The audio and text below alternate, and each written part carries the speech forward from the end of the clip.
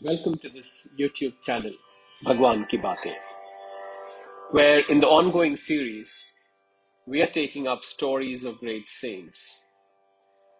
In the previous episode, we started with Sant Namdev's story. And in the last capsule, we learnt about how Namdev's wife, Rajai, was not convinced about who her husband was factually. And then there was a miracle which we learnt about in the previous capsule. Let's see what happens next. And now Rajai felt very much comforted at heart and said, "My husband served God and he has been pleased." She tore open the bag and took out a lapful of gold coins. She went at once to the market and gave it to the grocer. She said to him, "You know what materials are needed for one's domestic life. Send them to my house." After saying this to him, she hastened back to her home. The merchant was perplexed, but said to himself, God must be helping him. He sent to Nama's house various garments, ornaments, melted butter, rice, sugar, and other materials. She could not contain herself out of joy. Gunai had gone out, and she knew nothing of what had occurred. She had gathered some grain and was returning to her house. She thought to herself, Nama has sulked and gone off. I'll go to the temple and console him and bring him back. Thus saying, she hastened to the great door of the temple. She bowed to the god on the eagle platform and then came into the assembly hall. As she looked, she saw God standing before her sight. He put Nama behind him when he saw Gunai. Gunai said, "O God, turn your face this way towards me. You made Nama love you greatly, so we are lacking in our worldly affairs. By association with you, O Govind, he has neglected his home and business. In his worldly affairs, he is suffering distresses because he has no taste for things that please the senses. Giving up all the ties of affection, he has firmly grasped your feet. By our lack of things in our domestic life, we are laughed at by the evil-minded. Putting aside all thoughts to himself, he enjoys perfect satisfaction. It is you who have turned his mind to non-duality, and he has no longer thoughts of worldly things. Those who become associated with you, you make them like yourself. I have never seen nor heard anyone associated with you coming back to domestic life. You have purposely brought about ill feelings between us and put Nama behind you. His wife is in great distress at home, but O God, you have no pity. You are destroying my life by taking pity on Nama. I will no longer hold you in reverence. O husband of Rukmani, with great love I bore him for 9 months, but you have made me hopeless. You have divided us in our worldly affairs. You call yourself generous, but tell me, what and whom you have given everything. O life of the world, I do not believe in the praise that is given to you. You did take Sudama's handful of parched rice, and for it too, you did give him a city of gold. You never come to the aid of one unless he gives you something. Seeing Ravan's power, you did turn Vibhishan against him, and taking advantage of this domestic division, you gave him the gift of Sri Lanka. When Draupadi was in great distress, you first took her from a vegetable leaf to satisfy your own hunger, and then feasted the rishi, and thus you did proclaim your generosity. In describing your bad qualities, Serpent Shesh grew wary in his writing. I have had some reverence for you, therefore your divinity has remained. Hearing Gunai's reply, God laughed and said, "You are needlessly angry on me." Your crazy Nama, who cares not for himself, insisted on clinging to my feet. If you have a false coin, why quarrel with another about it? With love in your heart, you look to Nama from the point of view of his being a son. You try to divide us and seek to reproach us with your lips. If you have any love, take away your son from here. Do not needlessly place upon me the wrong you charge. A fruit has ripened on the stem. Wind blew it against it, and it fell down. And so in the case of Nama, you have brought a false charge against me. I am the unborn, the imperishable, the unconquerable, and have no relation with the three gunas, Sat, Raj and Tam. Out of love for Nama, I assume the form and visible attributes. I am formless when there existed no space, no air, no water, no earth, no light, no fire, when even Brahmadev, Vishnu and Shiva did not exist, and everything was without form. Then Nama has been my associate, and my love has been intense. And why you want to quarrel with me, I do not understand. Just as when a tree bears fruits, the gardener plucks and takes them away. The tree could not enjoy them itself.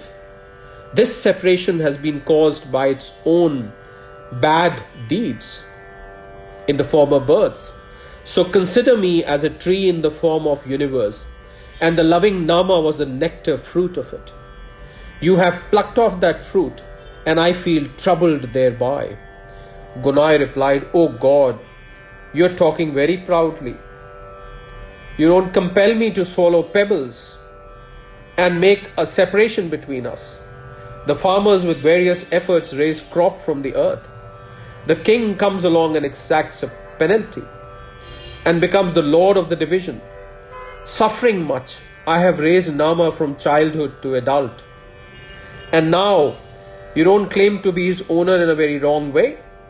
Hearing Gunai's reply, the life of the world laughed and said to himself, "I must explain it all to her plainly.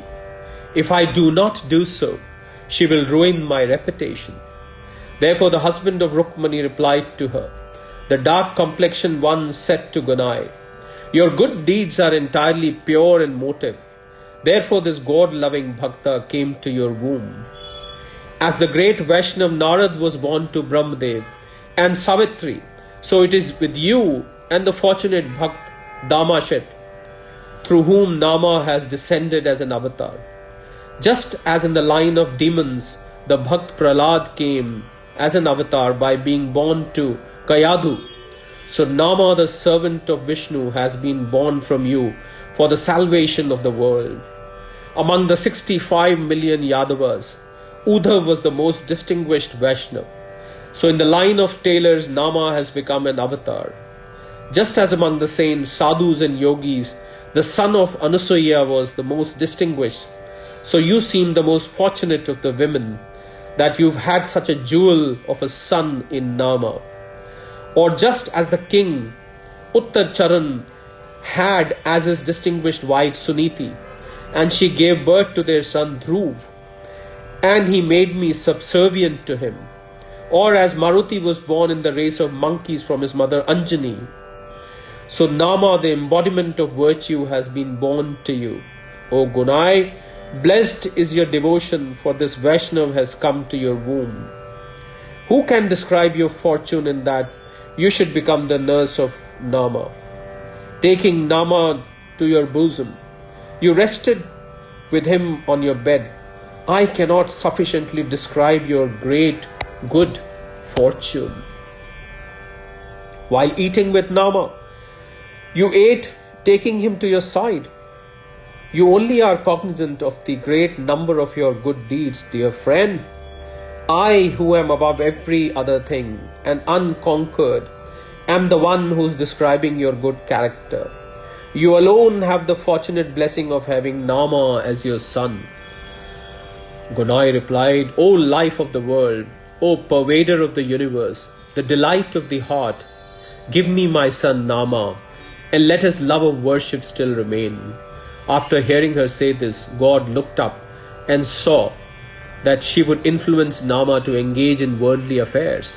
Therefore he was very much troubled. As the life of the world remained silent, Gunai understood its meaning.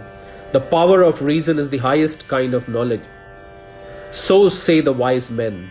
While studying about the 14 spheres of knowledge and every form of wisdom coming to one's hand, if the mind has no reasoning power, these 14 spheres are entirely useless to him.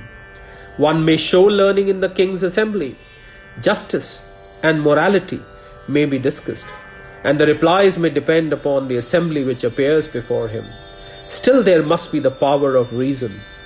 In arranging a matrimonial connection, or in one's business relations with others, or in the reading of the books, there must be the knowledge of reasoning. In forming friendship with someone whom to trust, when revealing a secret, or when writing a book, there is necessary the knowledge of reasoning. To be able to give a gift to a worthy person, or to give the right medicine to the sick, to perform the praise service suitable to the assembly present, the power of reasoning is necessary. Gunai's appeal is then made to Satyabhama and Kalindi. Let's see what she says. In the story already related, it was stated that the life of the world remains silent. So Gunai called Rahi and Rukmani and told them her story. She lovingly called the good Satyabhama and Kalindi. Gunai said to them, listen to what I have to say. Your husband is merciful to the lowly of whom the Vedas and the Shastras speak in praise. So why has he been placed to cause my child to possess the condition of one unconscious of his own body?